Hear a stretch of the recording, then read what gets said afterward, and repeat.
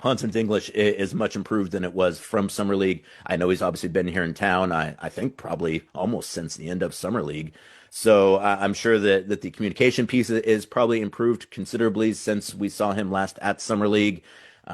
Fitness wise, I'm sure that, going through, workouts with NBA players, even informal workouts, and then over the course of training camp, I'm guessing that he will every big, especially the rookie year, is going to take some time to get up to speed in terms of their fitness. Like it's just a faster game.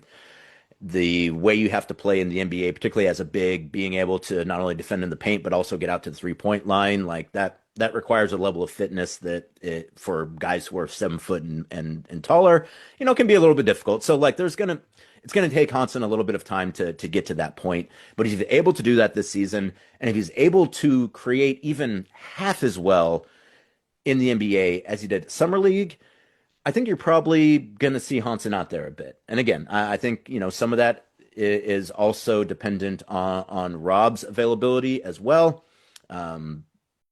Because Rob is great. He's a really good player. He absolutely will help this team if he's healthy and able to play consistently. And while I loved what I saw out of Hansen at Summer League, I also have a hard time believing that a rookie playing his first high level NBA basketball is going to be able to supplant a guy like Rob Williams if he's healthy. Because I mean, that's how highly I think of Rob. I think he's great. And two, it just goes to show that like the NBA it's unlike any other league in the world. It's tougher than any other league in the world.